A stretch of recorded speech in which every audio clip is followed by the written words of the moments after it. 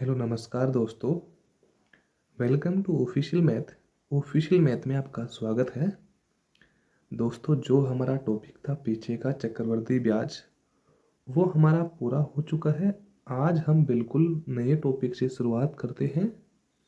आज के हमारे टॉपिक का नाम है पार्टनरशिप, यानी कि साझा। वैसे तो आपको पार्टनरशिप में ही आ रहा होगा नज़र की पार्टनरशिप यानी कि पार्टनर, तो यानी कि साझा का यानी कि एक जगह मिलके काम करना। तो यानी कि ये हमारे टॉपिक साझा है, तो इसका मैं थोड़ा सा बेसिक आपको बता रहा हूँ, आप समझना। दोस्तों, बताना चाहूँगा कि जैसे कि एक व्यक्ति को अकेला तो क्या साझा करेगा, तो यानी कि एक से अधिक, यानी कि दो व्यक्ति, मान लो कोई सा भी ए ओ बी, दो व्यक्ति हो गए। अब इन दोनों व्यक्तियों ने 1,000 और 1,000 रुपये लगाकर एक व्यापार में क्या कर दिया, हिस्सा ले लिया, यानी कि साझा कर लिया। तो यानी कि ये तो पूरे 1 साल के लिए साझा करता है और ये 9 महीने के लिए करता है। तो यानी कि 1 साल में 12 महीने हो गए और ये 9 महीने के लिए करता है। तो यानी कि 3 जीरो से 3 जीरो कट गया, यानी कि 1,000 से 1,000 कट गया, सीधी बात ये है। और यहाँ पे कितना गया 9 और यहाँ पे कितना गया 12। इनको अनुपात में काटूंगा तो 3 तिया 9 और 3 चौका 12, यानी कि कितना आएगा 4:3। यानी कि उनके हिस्से का, यानी कि ए के हिस्से का अनुपात 4 और बी के हिस्से का अनुपात कितना गया 3। जबकि आप लोग ये सोचोगे, देखो यहाँ पे बताने का रीजन ये है कि आप लोग क्या सोचोगे कि यहाँ पे राशि तो सेम है, फिर यहाँ पे अनुपात में परिवर्तन क्यों आया। भाई राशि तो सेम है, मान ली बात, बट ए ने पूरे 12 महीने के लिए लगाया था, जबकि बी ने वो 9 महीने के लिए, यानी कि ओनली 9 महीने के लिए ही पैसे लगाए। यदि बी ने 9 महीने के लिए लगाए तो 9 महीने के लिए जुड़ेंगे। भाई बी का हिस्सा उस व्यापार में 9 महीने के लिए रहेगा, जबकि ए ने पूरे 1 वर्ष यानी कि 12 महीने के लिए लगाया, तो यानी कि ए का पूरा टाइम आ जाएगा इसमें। तो यानी कि बात को समझने की कोशिश करो कि साझा का मतलब ये है कि पार्टनरशिप जितने दिन काम करेगा वही उतने ही दिन क्या लगेगा, उनको पैसे मिलेंगे उसके उतने ही दिन के। तो हम शुरुआत करते हैं क्वेश्चन से, क्योंकि क्वेश्चन से ही हमको बेस्ट समझ में आएगा। प्रियंक, करण और रोहन ने कर्मश, यानी कि 3 व्यक्ति है। कौन कौन? एक तो प्रियंक, यानी कि पी से दर्शा दिया मैंने। कलर में थोड़ा सा चेंज करता हूँ क्योंकि ये कलर थोड़ा सा आपको दिखने में समस्या है, और ये बैकग्राउंड भी इसका सही ठीक नहीं है इसका। ये सफ़ेद वरिष्ठ को चेंज कराएंगे आगे की क्लास में। यानी कि प्रियंक को मैंने पीछे दर्शा दी, ये भी क्लियर नहीं दिख रहा। और कौन सा कलर दिख सकता है? रेड। रेड दिखेगा कि देखिए, हाँ रेड सही दिखेगा। यानी कि प्रियंक को मैंने पीछे दर्शा दिया, और करण को मैंने किसे दर्शा दिया, और रोहन को मैंने किसे दर्शा दिया, आर से। यानी कि 3 व्यक्ति थे, प्रियंक, करण और रोहन। कर्मश है, कर्मश का मतलब होता है क्रम से 8,000, 7,000 व 9,000 रुपये लगाकर एक व्यापार को प्रारंभ किया।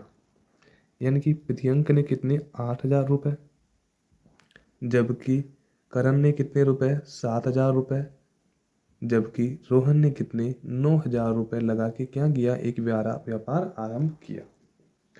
ये हमारा क्वेश्चन यहाँ तक कंप्लीट हो गया कि प्रियंक ने कितने? 8,000, करण ने कितने? 7,000 और रोहन ने कितने? 9,000। अब देखो इस टॉपिक का बेसिक है भी नहीं रियलिटी में, क्योंकि हर टॉपिक के बेसिक में, जब इसमें टोटल क्वेश्चन ही यदि 30-40 है तो इसमें क्या बेसिक बताए आपको। तो यानी कि बात को समझो। अब यानी कि ये वर्ष के अंत में, वर्ष के अंत का मतलब है कि एक वर्ष के लिए ही लगाए, तो यानी कि समय को लिखना जरूरी है। यहाँ पे कितने? 12 महीने, यहाँ पे भी 12 महीने और यहाँ पे भी 12 महीने। हाँ ये मैं मानता हूँ कि ये कटेंगे, वो एक अलग बात है, बट जैसे ही हमारे आगे क्वेश्चन चेंज होगा दूसरा या तीसरा, तो उसमें आपको समस्या आएगी। ठीक है, ये 12 महीने, 12 महीने और 12 महीने में आसपास में कट गए। 3 जीरो, 3 जीरो और 3 जीरो ये भी कट गए। तो हमारे पास जो अनुपात निकल गया वो कितना है? 8:7:9। यानी कि प्रियंक, करण और रोहन के जो व्यापार में उन्होंने पैसे लगाया है उनका अनुपात कितना है? 8:7:9 ये हमारे पास निकल के आया है। कोई समस्या नहीं है। अब वर्ष के अंत में, तो ये वर्ष के अंत में तो ये क्लियर बता रहा है कि कितना समय है, इसलिए मैंने यहाँ पे 12 महीने लगाया, यहाँ पे भी 12 महीने और यहाँ पे भी 12 महीने। खैर लगाना कोई ज़रूरी नहीं, क्योंकि समान समय है तो कोई बात नहीं, बट जैसे ही हम क्वेश्चन में आगे बढ़ेंगे तो समय फिर लगाना ज़रूरी है। वर्ष के अंत में 14,400 रुपये का क्या हुआ, लाभ हुआ। भाई तीनों को लाभ हुआ कितने का, 14,400 रुपये का, एक वर्ष के अंत में लाभ हुआ। जबकि यहाँ पे तीनों का हिस्सा कितना है, 8 और 7 कितना आ गया, 15, और 15 और 9 कितना आ गया, 24। यानी कि मैंने तीनों का योग किया तो कितना आ गया, 24। यानी कि तीनों का हिस्सा कितना है, तीनों का हिस्सा यहाँ पे क्वेश्चन के हिसाब से मैंने हल किया तो कितना है, 24। जबकि यहाँ पे तीनों का लाभ कितना है, 14,400। दोनों मान आपस में क्या है, बराबर। तो 24 बराबर कितना है, 14,400। तो एक बराबर कितना आएगा, 24 एकम 24, और 24 छक्का 144। एक बराबर हमारे पास वैल्यू कितनी आ गई, 600। एक बराबर यदि हमारे पास वैल्यू 600 आ गई तो अब तो जिसका भी मान पूछा है उससे हम गुणा कर देंगे। 8 का गुणा 600 से करेंगे तो 8 से 48, यानी कि 4800 रुपये, 4,800 रुपये पी का, यानी कि प्रियंक का लाभ। इसका भी गुणा किससे करेंगे, 600 से। 600 का गुणा किया तो 6 से 42, यानी कि 7,200 रुपये। सॉरी, 6 से 42, 42 तो आएगा, ये तो मैं 7200 कर रहा हूँ। 4200 रुपये किसका लाभ आया, करण का लाभ आया। अब इस 900 से भी गुणा किसका कर दूंगा, 600 का। तो 9 6 54, यानी कि 5,400 रुपये किसका लाभ आया हमारे पास निकल के, रोहन का। तीनों का लाभ हमारे पास अलग अलग निकल के आ गया। अब क्वेश्चन में जो भी पूछा है वो देखिए। तो इस लाभ में पूछा क्या है, तो करण का हिस्सा क्या होगा। तो वही सब करण की वैल्यू हमारे पास कितनी है, 4200 रुपये। यानी कि जिसके नीचे का मान पूछा है वो बता दो, कोई समस्या नहीं। हमने तो देखो क्वेश्चन में करण का मान पूछा है, जबकि आप चाहो तो तीनों का मान बता सकते हो। प्रियंक का 4800, करण का 4200, जबकि रोहन का 5400। किसी का भी मान पूछ ले आप बता सकते हो। तो दोस्तों हमारा राइट आंसर क्या आ गया, ऑप्शन नंबर बी, यानी कि 4200 रुपया। नेक्स्ट क्वेश्चन है हमारा, क्वेश्चन में दे रखा है कि ए ने 14,000 रुपये 8 माह के लिए, देखो बोल दिया ना क्वेश्चन में, ए बी और सी तीन व्यक्ति है, क्योंकि ए बी और सी तीनों को मैंने लिख दिया एक साथ। ए ने 14,000 रुपये, यानी कि कितनी राशि है, 14,000 रुपया, कितने माह के लिए, 8 माह के लिए। साफ दिया गया समय तो गुणा किससे करूँगा, 8 से, ठीक है। बी ने 20,000 रुपये, बी ने कितने रुपए, 20,000 रुपये, समय कितना है, 6 माह के लिए। तथा सी ने 12,000 रुपये, सी ने कितने रुपए, 12,000 रुपये, समय कितना है, वर्ष भर के लिए। वर्ष भर का मतलब यानी कि पूरे 12 महीने का वैल्यू आ गई, यानी कि सी ने कितने महीने के लिए, 12 महीने के लिए। ये हमारा मामला निकल के आया। लगाइए, यानी कि यहाँ तक जो पैसे लगाए उनकी वैल्यू है हमारे पास। अब देखो इसमें क्या करते हैं कि हम जो कट रहा है उसको काटेंगे। 3 जीरो से 3 जीरो कट गई, और ये 3 जीरो, क्योंकि पहले हमने जीरो काट लिया। 12 का गुणा 12 से किया तो कितना आ गया, 144, यानी कि सी का हिस्सा कितना है, 144। 20 छः का कितना आ गया, 120। बी का हिस्सा कितना आ गया, 120। 14 अंटे कितना आ गया, 112, यानी कि ए का हिस्सा कितना आ गया, 112 रुपये।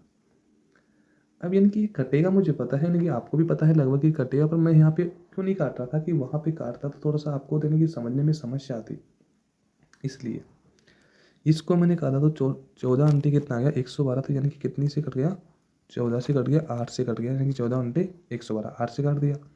8 एकम 8 और 8 पंजे 40, ये 15 पर कट गया। 8 एकम 8 और 8 उनटी 64। ये हमारे पास तीनों का अनुपात आ गया, ए बी और सी का। अब क्वेश्चन में क्या दिया गया है वो देखो। यदि वर्ष के अंत में 42,300 रुपये का लाभ हुआ तो, यानी कि 42,300 रुपये का क्या हो रहा है, लाभ। जबकि यहाँ पे देखते हैं लाभ कितने का हो रहा है, यानी कि जो मान आ रहा है तीनों का लाभ तो नहीं हो रहा है, ये तो वैल्यू है इनकी। और यहाँ पे तीनों का हिस्से में कैसे आएगा, 4 और 5 कितना आएगा, 9, 9 और 8 कितना आएगा, 17। 9 और 8 17 का 7, असल कितना आएगा, 1, 1 और 1 2 और 1 3 और 1 कितना आएगा, 4। यानी कि 47 जो तीनों की वैल्यू है इसके बराबर का मान कितना है, यानी कि जो लाभ है, तीनों लाभों को मैं अलग अलग हिस्से में बांट दूंगा, तो यानी कि 47 मैंने कर दिया। 47 एकम 47 और 47 नब्बे 423, यानी कि कितनी बार गया, 900 बार। आप ये कहोगे कि आपने तो इतना जल्दी गुणा कैसे कर दिया। देखो इकाई अंक कितना है, 7, यहाँ पे इकाई अंक कितना है, 3, पूरा पूरा जाएगा भाग। तो 7 का भाड़ा इतनी बार बोलो कि उसमें इकाई अंक 9 आ जाना चाहिए, सॉरी 3 आ जाना चाहिए। तो 7 नाम 63, यानी कि ये 9 से गुणा किया तो यानी कि कितना आ गया, 423, और आगे 2 जीरो और है, कितना आ गया, 900। ए के बराबर यदि 900 आ गया तो यहाँ पे इसकी वैल्यू पूछी है तो किससे गुणा करूँगा, 9 से। जीरो जीरो उतार ली, कोई समस्या नहीं। 9 चौक 36 का 6 असल 3, 9 एकम 9 और 3 कितना गया 12, यानी कि 12,600 रुपये किसका मानेगा, एक का। इसको भी किससे गुणा करूँगा मैं, 900 से। कर लिया, 900 से गुणा 15 नब्बे 135, बिल्कुल आंसर आ गया 15 नब्बे 135। इसका भी मान पूछा है तो किससे गुणा करूँगा, 900 से। 18 नब्बे कितना हो गया, 9 8 72, आंसर कितना गया 7, 9 एकम 9 और 7 कितना आ गया हमारे पास 16। यानी कि ये हमारे पास तीनों की वैल्यू आ गई।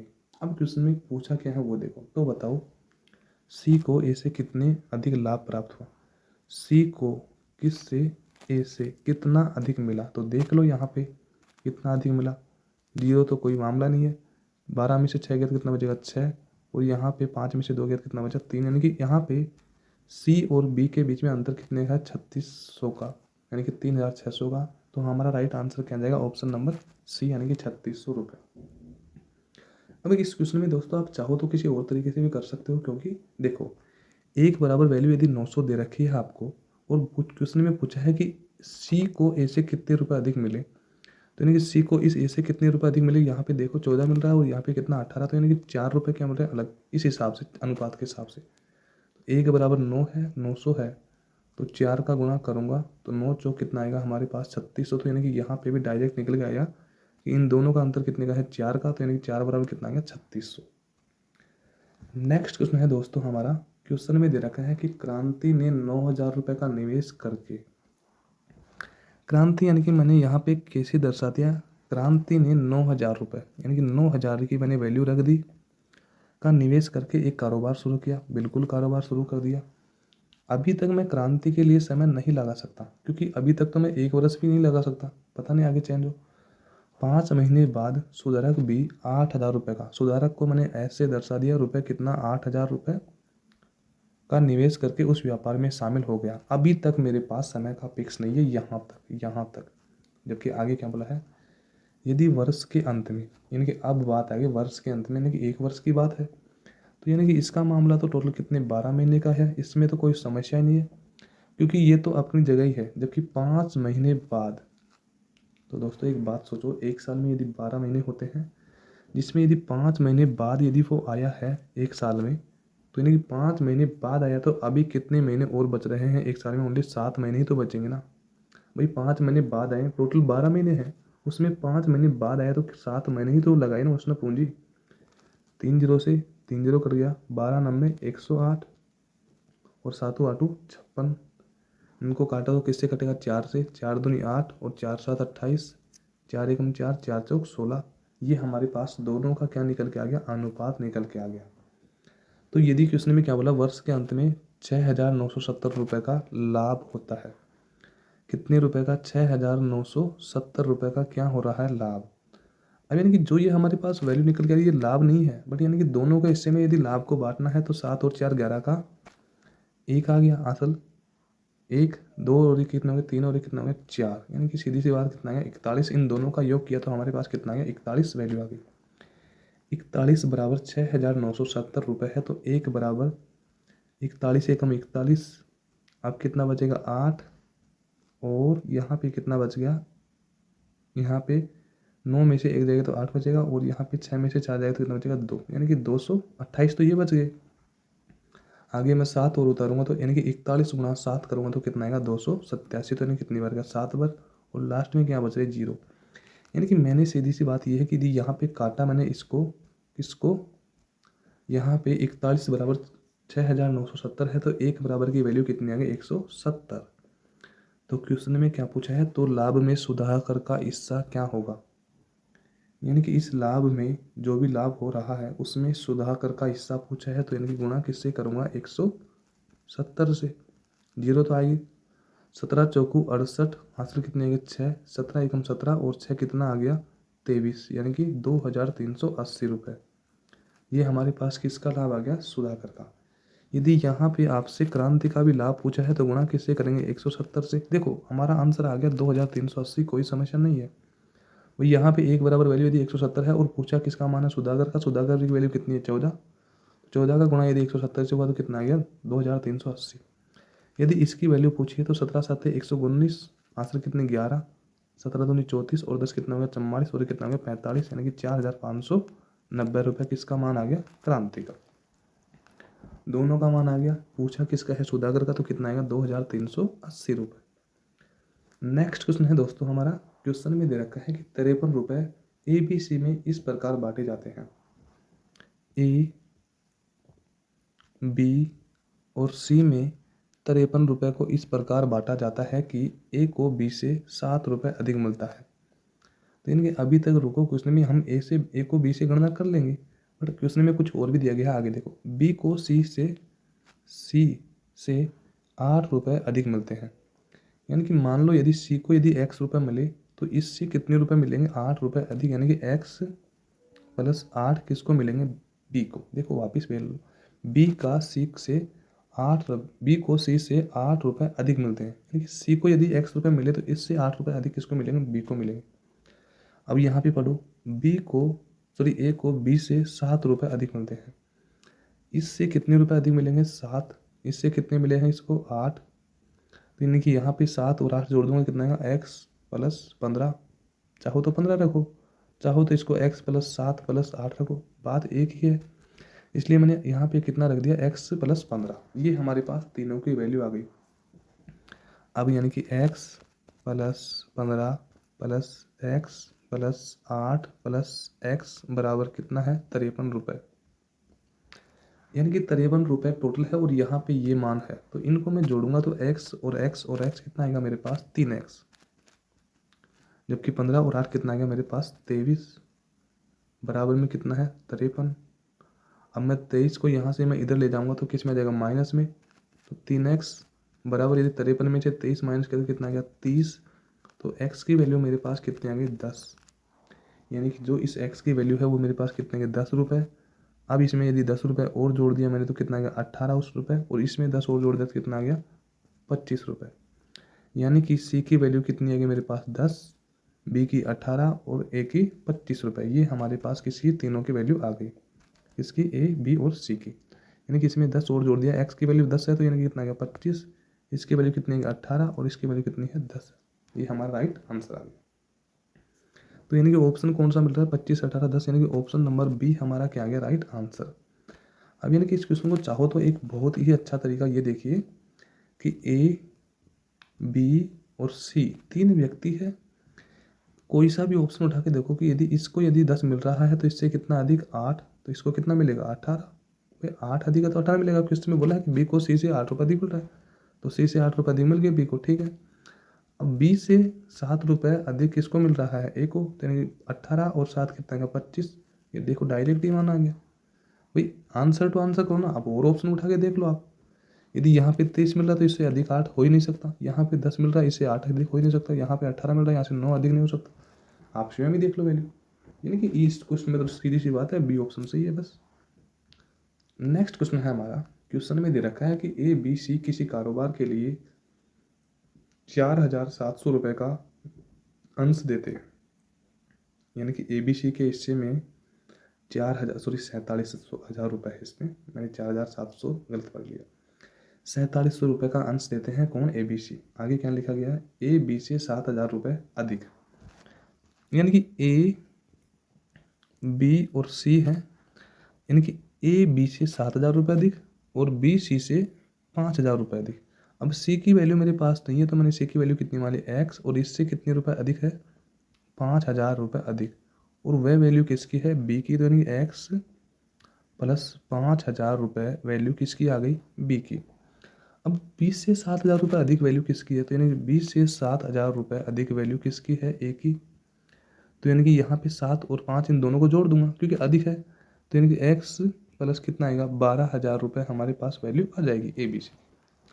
अब यानी कि इन टोटलों को वैल्यू दे रखी है तो वैल्यू में जाओ ना, x plus 12000 plus x plus 5000, क्योंकि मैं इनको ही लिख रहा हूँ अपनी जगह, जोड़ूंगा इनको क्यों जोड़ूंगा, क्योंकि इनको जोड़ के टोटल राशि दी गई है इसलिए जोड़ूंगा। देखो पीछे के क्वेश्चन में भी मैंने इनको जब जोड़ा था जब इनकी टोटल रेशियो दे रखी है कितनी, 53, तो इसलिए यहाँ पे भी मैं इसलिए जोड़ रहा हूँ इनको, इनकी राशि दे रखी है, कितना आ गया, 5000 प्लस एक्स बराबर में कितना दे रखा है, 47,000 रुपये। ये हमारे पास वैल्यू दे रखी है। अब मैं देखो जो रुपये का मान हूँ उसको अलग जोड़ता हूँ, 12 और 5 कितना आ गया, 17,000। यानी कि एक साइड तो कितना आ गया 17,000 प्लस एक्स और एक्स 2x और x कितना आ गया 3x, तो यानी कि 3x ये आ गया, बराबर में कितना है 47,000। ये हमारी वैल्यू दे रखी है। 3x अपनी जगह रह गया। यदि 17,000 को मैं यहाँ से इधर ले जाऊँगा तो 47,000 में से यदि 17,000 माइनस किया तो कितना बचा 30,000। जब 30,000 के बराबर में यदि 3x है तो x बराबर कितना आ गया मेरे पास 10,000 रुपये। इनकी x की वैल्यू मेरे पास निकल के कितनी आ गई 10,000 रुपये। तो कोई समस्या नहीं है, आप इस x की जगह 10,000 रुपये c की जगह, यानी कि c की वैल्यू कितनी आ गई 10,000। अब यानी कि इस x की वैल्यू यदि 10,000 है तो 10,000 में 5,000 और जोड़ा तो कितना आ गया 15,000। b की वैल्यू कितनी आ गई 15,000। यदि इस x की वैल्यू 10,000 है और प्लस 12,000 हो रहा है तो 12,000 और 15,000 10,000 कितना आ गया 22,000, यानी कि a की वैल्यू कितनी आएगी 22,000। बताओ, कोई समस्या नहीं है। तो क्वेश्चन में क्या पूछा है, यदि कुल 9400 रुपये का लाभ प्राप्त होता है, यानी कि तीनों के ऊपर 9,400 रुपये का लाभ प्राप्त होता है।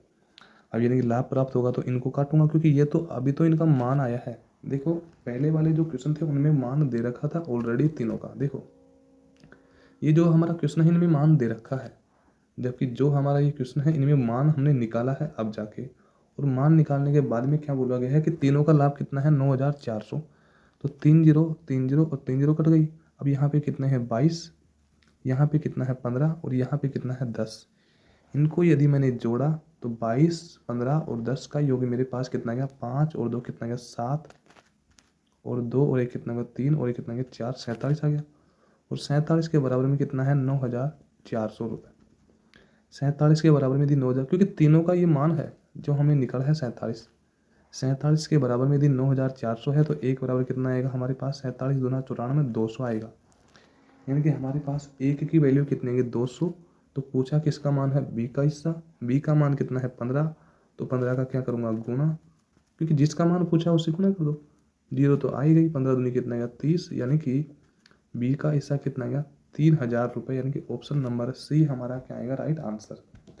देखो क्वेश्चन को थोड़ा सा पीछे जाके वापस देख लेना। ये तो हमारे पास एक्स की वैल्यू आई है, फिर हमने तीनों की राशि रखी कितनी 22,000 15,000 और 10,000, तब जाके हमने इस 9400 रुपये के बराबर में रखा इनको काट के। क्योंकि ये थोड़ा सा टाइम यानी कि डिफिकल्ट है, यानी कि टाइम लगेगा, बाकी क्वेश्चन ईजी है, वैसा कुछ भी नहीं है। तो थैंक यू दोस्तों, आज की क्लास हमारी यही तक है, बाकी क्लास देखेंगे कल। थैंक यू दोस्तों।